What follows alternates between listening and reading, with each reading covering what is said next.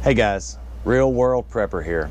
A few years ago when I began prepping, I did it as a person who had no military background, no farming background, no agriculture background, no prepping background. In fact, as a person who grew up in a, middle, possibly upper middle class life and didn't give a moment's thought to any of this stuff. So I want to touch on how I started to build on the information that has brought me to where I am today as a prepper and with this mindset. If you like this video and others like it, please click the subscribe button, which is right about here somewhere, and the bell notification so you can be notified every time I upload new content. Now, on with the video.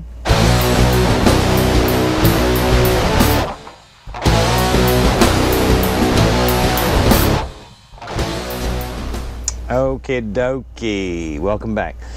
Listen, my channel is called Real World Prepper, and what I mean by real world and real world prepper is, and don't take it too seriously, I suppose, but when I say real world, I'm talking about the average American, the average sum of its total.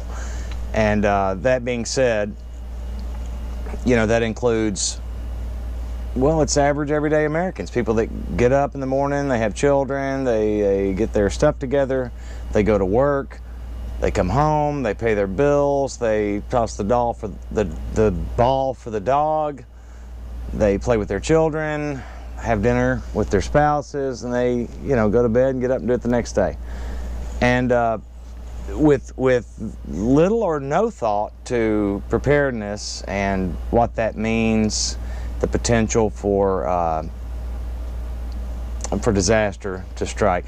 I'm also, just want to say a side note, I'm going to try and cut down on all the uhs and ums in my video. As I watch these, see, there I go. I noticed that I do this. My wife has pointed it out. I'm going to try and not do that. Try and be a little more succinct. When I come to do these videos, I did it again. It's so inborn. I have a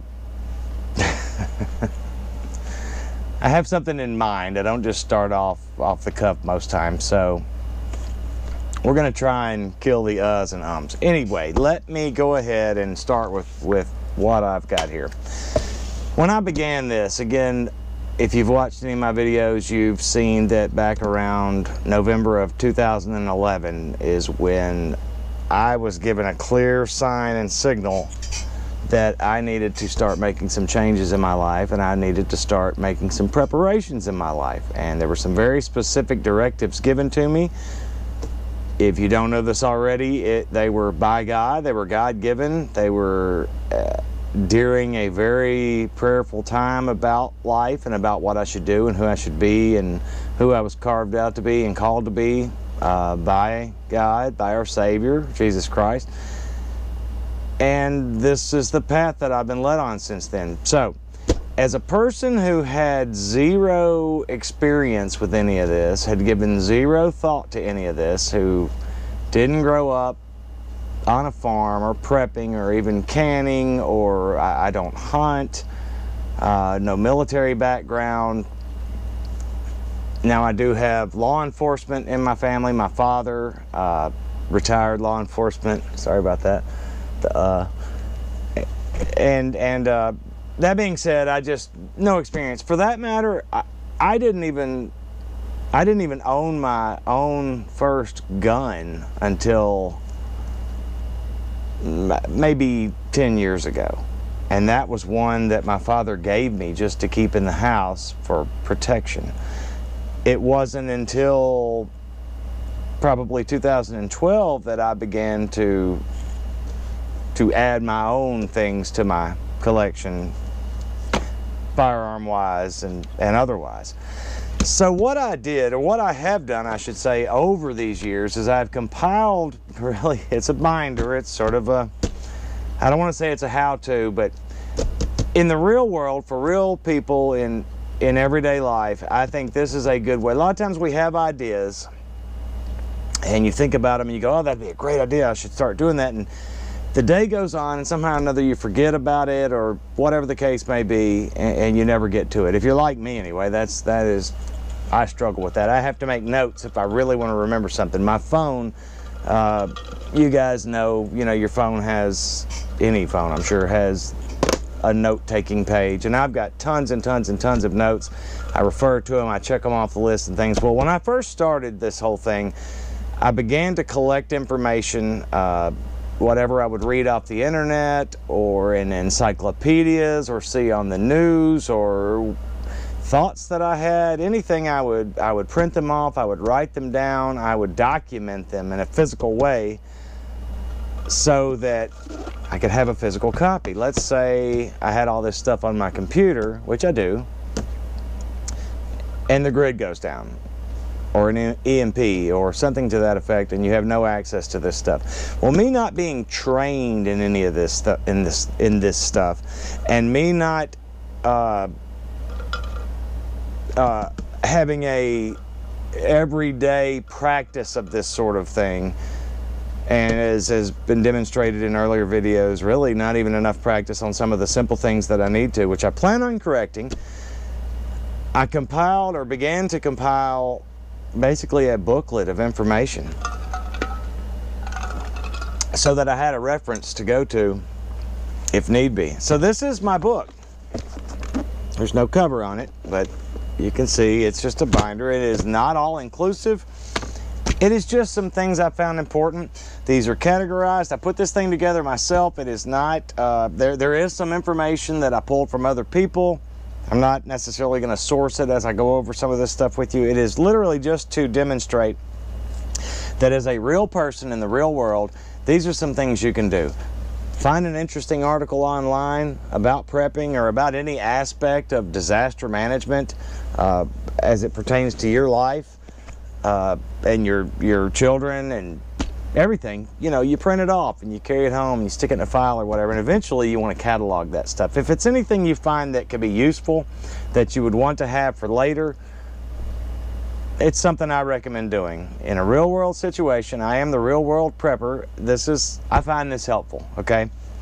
If you are ingrained with these types of things that are some of this information that are in here, and frankly, some of the stuff that is in here has become second nature to me. Much of it has not. So that's where I'm coming from. It's just a good resource. Anything you want to learn about or know about or get better at, you would reference information, right? You do a book report in high school and you reference the information. You have reference information, I should say, that you cited and that you went to. If you get it, anything you want to do. And nowadays we need to figure out how to do something. We pull up YouTube and there's a how-to video and everything else. So this is how I started. Let me just go over some of the tabs. Again, no particular order. These topics here, and some of this information is mine, some of it is other. I mean, it's from all over the place, okay? So I'm not taking credit for this whole thing, but an introduction into disaster management preparedness. There's an example of Hurricane Katrina and some other things in here. It talks about some of the things that took place. I've got the basics. Emergency plan of action. Does everyone in your family know what to do? It's a good idea to familiarize your family. Every home should have A, B, and C. Part of your plan should be an agreed upon place, etc. Things that you've heard myself and other prepper channels talk about, to bug in or to bug out, so on and so forth. Section 3, planning on a budget. This one was very important for me, still is. I am on a budget. I live on a budget. Most of us do. We, again, go to work, have jobs, limited amount of money, etc. You saw my video maybe earlier of baby steps, buying a couple extra cans at a time, that kind of thing. So planning on a budget, this is, and a lot of what I employ, by the way, came from this information that I have gathered over the years, and again, subsequently have sort of cataloged in a way. Water, general facts about water, importance of water, how much you should drink, preparing for a disaster regarding water, how to filter water, clean water, purify water, how to store water, etc., etc., etc. I mean, lots of pages on this stuff. Lots of things you wouldn't even really think about. All right, food storage, what you should have, calorie, I mean, you know, a big section on food, even foraging for food, hunting for food, etc. Things for the guy who doesn't do that and doesn't really know much about that, okay? On the hunting and foraging aspect. Clothing. This is important. Clothing, not only for just having clothes and the right kind of clothes, but for being able to blend in gray man scenario things. We'll talk about that in another video, what I do know about it. Shelter. Food, clothing, shelter, water being number one, and then these other things we need. We need God first, but we need all this stuff as well to survive. If we're going to survive, we're going to keep our families safe. I'm on a section 8 here, energy. You know, energy is the key to survival in a lot of ways. Physics says that energy is the capacity to do work. So whether that's your own personal energy or energy that you can derive from a source or etc., you know, so important. I'm not going to go into this thing too much. I just want to give you an overview. So lots of, I mean, lots and lots. I wish I had a, I wish I could, I've got these section tabs that I made, but just to stick all the information in, but what I probably ought to do at one point is catalog it in a way that will give it more of a contents so you can touch on each specific aspect. Let's just thumb a little bit through energy here. Talks about, got some information rather on generators, lighting, electricity, candles, kerosene, different fuel sources, things of that nature, energy related stuff, gasoline, propane. It's all about storage and safety and longevity and etc. Cooking, wood, solar, so on and so forth. Anyway, the next section, healthcare. Obviously, that's very important in a SHTF situation. You're not going to go to the doctor. You're not going to go to the hospital. I'm fortunate to have 2 nurses in my family, not immediate household family, but in my family and nearby within a mile or so. Sorry for the uhs. I'm trying to break myself of that. This section, this section, protection. Okay? I'm not even gonna say any more about that. You guys are aware. Communication, so very important. Waste disposal, social aspects. You know, if myself and my wife and my child had to hole up in here, yeah, we could make it. Yeah, we could go for a while. Sure could. Shutting the door, not even coming back out, we could make it. We could make it for a while. We could go for a good long while without power, without stepping out the door. But would we drive ourselves insane, and would we survive in the long run? So this is all about building a social network and networking with people who are like-minded, and checklists regarding these social things and so on and so forth. Funny thing about this section, the very last thing it says is turn the television off. That's just a general rule of thumb. Don't get ate up by all of this information that is out there on mainstream television or on the internet for that matter. Transportation, there's another thing, whether it be bicycles, motorcycles, combustion engines, horseback, foot, whatever, all things, not all things, but many things about transportation. And lastly, money, or the equivalent. You know, let's say you're in an SHTF situation and, you know, money's no good anymore, but gold may be, or silver may be, or booze may be, or beans may be, or whatever. Excuse me. So anyway, I found this to be a good idea. I refer to this book. I honestly, I haven't referred to it in a while, but I've referred to it a lot over the years in beginning my preps. And as I was going over this before making this video and looking at this, I kind of wanted to share it. It's a good idea, a good way to start real world prepping. Just gather some information. Again, I know that in today's world and technology, you gather this information, you have it on your phone, it's at your fingertips, you don't even have to keep it anymore because you can go to it at any point. Well, what if that point goes away? What if that door closes and you can't do that anymore? So that's why I think that a physical something may not be a bad idea, okay? And again, for you guys who are bushcraft masters, who are, you know, ex-military, who are preppers, avant-garde, and I commend you guys. This is not a knock on you guys. This is just saying, for all you guys who are super skilled operator types and in everything you do, maybe you don't need that. But surely if you are to that level, you would agree that there's lots of ways to keep yourselves prepared and to remind yourselves how to be prepared, and you can always learn new things and glean new information. I'm sure you would agree. So maybe not a bad idea for even yourself or your family.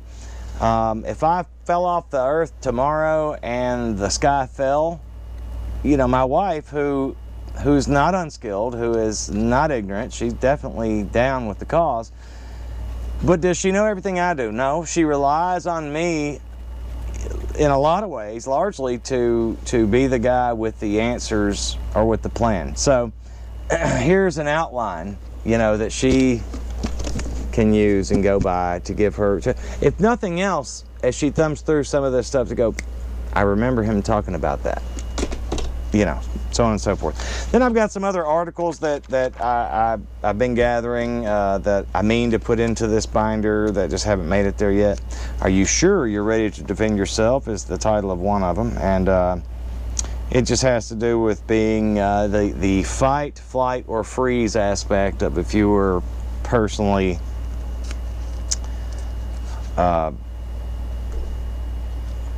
put forth in an opportunity, or, you know what I'm trying to say. If you were personally attacked, had to defend yourself, the shit went down right in front of your face in an instant, you know, what do you do?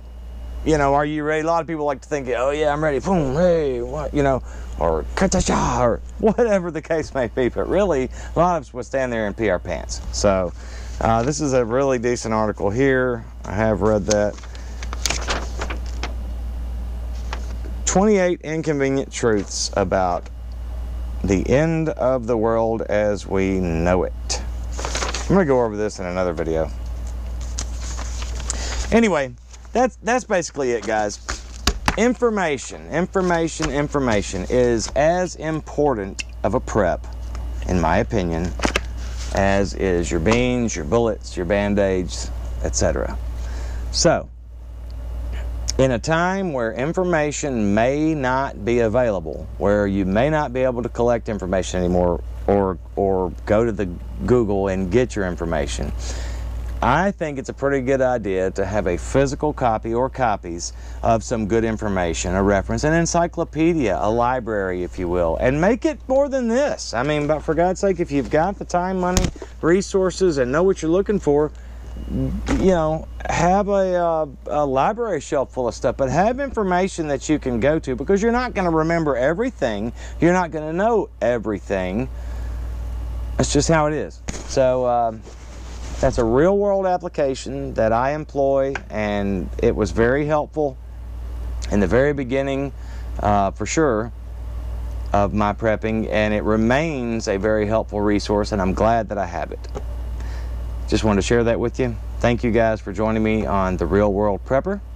We'll check you next time. Bye-bye.